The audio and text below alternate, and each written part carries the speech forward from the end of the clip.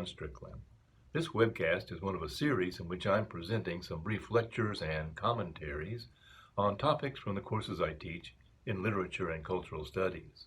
This particular installment is the third in a series on The Wife of Bath's Prologue from Geoffrey Chaucer's Canterbury Tales. It occurs to me to preface my discussion of The Wife of Bath's account of her experience in marriage at this particular historical moment by acknowledging that it's a piece of literature that's fraught with some danger because it involves domestic abuse. And even though things turn out okay in the end, there's a lot of joking involved in the account of husbands and wives hitting each other and behaving badly toward each other and disrespecting each other. And I hope it won't seem that in reading the Wife of Bath's account of her experience with her husband, that it's excusing any unacceptable behavior.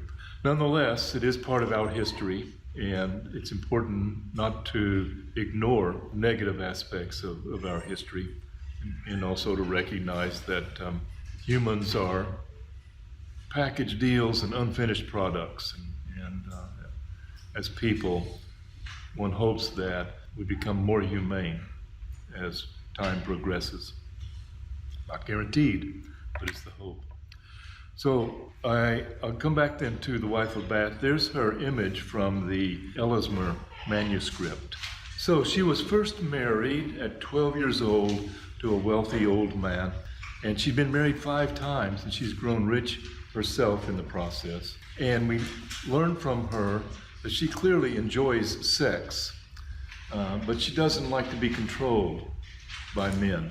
Her name is Allison, we learn, and that suggests a connection perhaps with the Allison of the Miller's Tale, and she also mentions a friend called Allison. Her tale presents a contrasting view of romance to that of the Knight's Tale.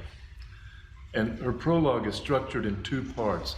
Last week we spent quite a bit of time examining her debate with clerical authority. All of those quotes from the Bible, from St. Jerome, from the things that she has heard priests say about St. Paul. And in all of these cases, the priests are focusing on texts that subordinate women to men, and texts that present women as evil or untrustworthy, as dangerous, and as unfaithful, all of these things. So she's at some pains to argue against these things, or at least to reject them. In the second part of her prologue, she's going to talk about her experience in marriage. I'll read a little bit in the modern translation. So she says, "Now, sir, now will I tell forth my tale. As ever I may drink wine or ale, I shall speak the truth. Those husbands that I had, 3 of them were good and 2 were bad. The 3 were good men and rich and old. Hardly might they the statute hold in which they were bound unto me." Remember, the statute is the debt that the husband owes his wife. She interprets that as that the husband must have sex with her so there can be reproduction. And last week, you'll recall, she asked, how is this husband going to pay his debt without using his silly instrument? And instrument may be a financial instrument, like a bond or something, or maybe a tool. "So help me God, I laugh when I think how pitifully all night I made them work, my husbands. They had given me their land and their treasure.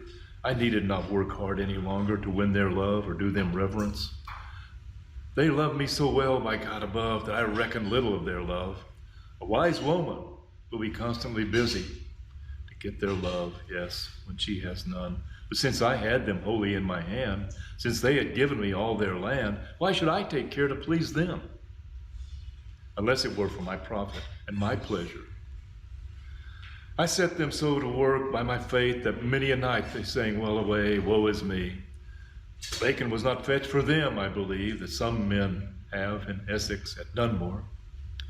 She's referring to a fair at Dunmore where if a wife and a husband could show that they had gone for a whole year without a quarrel, they would win the prize, which was a side of bacon. I governed them so well, according to my law, that each of them were very blissful and eager to bring me gay things from the fair. They were very glad when I spoke to them pleasantly, for God knows I cruelly scolded them. Now listen how well I conducted myself. You wise wife that can understand me. Thus should you speak and accuse men wrongfully. For half so boldly can no man swear and lie as a woman can. I do not say this concerning wives that are wise, unless it be when they are ill-advised. A wise wife, if she knows what is good for her, shall deceive him by swearing the bird is crazy. What bird? Well, crows were fabled to tell men when their wives were being unfaithful. Maybe an antecedent to the phrase we still use, a little birdie told me. So I'll just swear that this bird is crazy, and I'll prove it by taking witness of my own maid, who is in league with me. But listen how I spoke. Sir, old doddering fool, is this thy doing? Why is my neighbor's wife so gay? She's honored everywhere she goes. I sit at home, I have no decent clothing. What dost thou at my neighbor's house? Is she so fair? Art thou so amorous? What do you whisper with our maid? Bless me, sir, old lecher, let thy tricks be. And if I have a close friend or an acquaintance, innocently, without guilt, you scold like a fiend. If I walk or go into his house to amuse myself, you come home as drunk as a mouse and preach on thy bench. Bad luck to you. Thou sayest to me, it is a great misfortune to wed a poor woman because of expense. And if she be rich, of high birth, then thou sayest it is a torment to put up with her pride and her angry moods. And if she be fair, thou sayest that every lecher wants to have her. She cannot remain chaste for any length of time, who is assailed on every side. So she is describing how she goes out, visits her friend, and maybe has affairs on the side, then comes home and accuses her husband of having affairs on the side. This is kind of funny because these husbands are so old, they can barely keep her satisfied, let alone going and jumping some fence where the grass seems to be greener. If she be foul, if the wife be foul, thou sayest that she covets every man that she may see. For like a spaniel, she will on him leap until she finds some man to buy her. Thou sayest that leaky houses and also smoke and scolding wives make men to flee out of their own houses. What ails such an old man to chide like that? Thou sayest we wives will hide our vices until we be securely tied in marriage, and then we will them show. Well, may that be a proverb of a scoundrel. Thou sayest that oxen, asses, horses, and hounds, before men them buy, spoons and stools and all such household items. And so are pots, clothes, and adornments. Everything, people can try them, examine them before they buy them. But wives are not so. Folk of wives make no trial until they are wedded. O doddering scoundrel, and then sayest thou, we will show our vices. Thou sayest also that it displeases me unless thou wilt praise my beauty, and unless thou peer always upon my face and call me dear lady in every place, unless thou make a feast on that same day that I was born and make me happy and gay, and unless thou do honor to my nurse and to my chambermaid within my bedchamber, and to my father's folk and his allies, thus sayest thou, O barrel full of lies. And yet of our apprentice Janikin, because of his curly hair shining like gold so fine, and because he familiarly attends me everywhere, yet hast thou caught a false suspicion. I do not want him, though thou were dead tomorrow. Why are you spying on me all the time? You're not treating me right. You think I'm fooling around with the servant. I know you're going out at night and tomcatting around. This is how you control a husband, she says. especially an old one who can barely fulfill his marital duty in bed. Thou shouldst say, Wife, go where you please, enjoy yourself. I will not believe any gossip. I know you for a true wife, Dame Alice. We love no man who takes notice or concern about where we go. We will be free to do as we wish. The wise astrologian, Don Ptolemy, says this proverb in his Almagest. Of all men, his wisdom is the highest, who never cares who has the world in his control. By this proverb thou shalt understand, if thou have enough, why should thou take note or care how merrily other folks fare? For certainly, old senile fool, by your leave, you shall have pudendum right enough at eve. You shall have quaint right enough at eve. You know the word quaint? Still use it in English, but in a different sense. It meant cunt. You shall have quaint right enough at eve.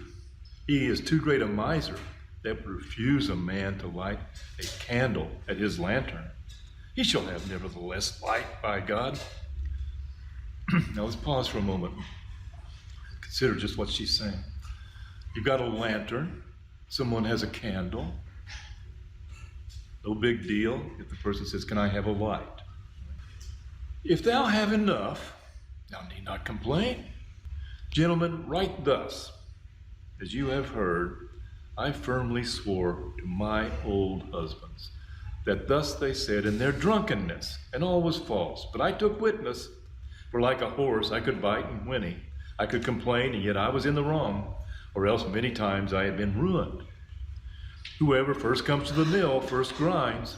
I complained first, so was our war ended.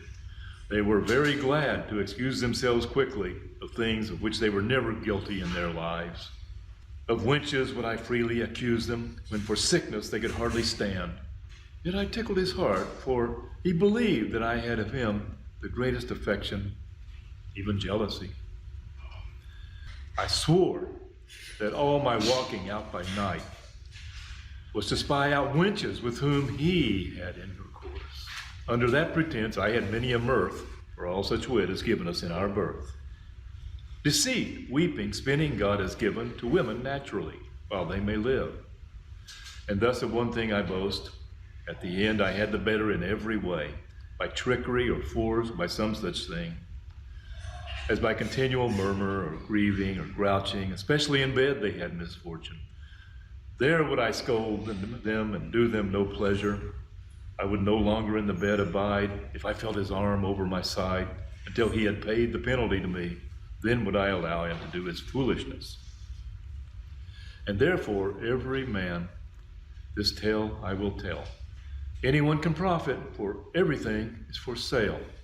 One can lure no hawks with an empty hand. For profit, I would endure all his lust and make me a feigned appetite. And yet in bacon had I never delight. For profit I would endure all his lust and make me a feigned appetite, and yet in bacon had I never delight.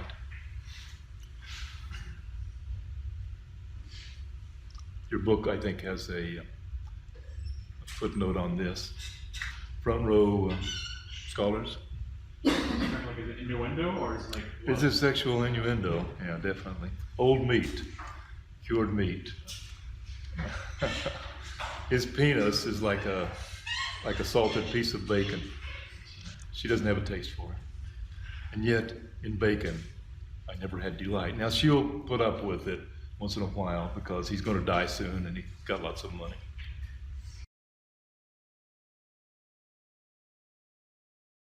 With that, I'll conclude this webcast. But, as always, if you have questions or comments, please don't hesitate to send me an email.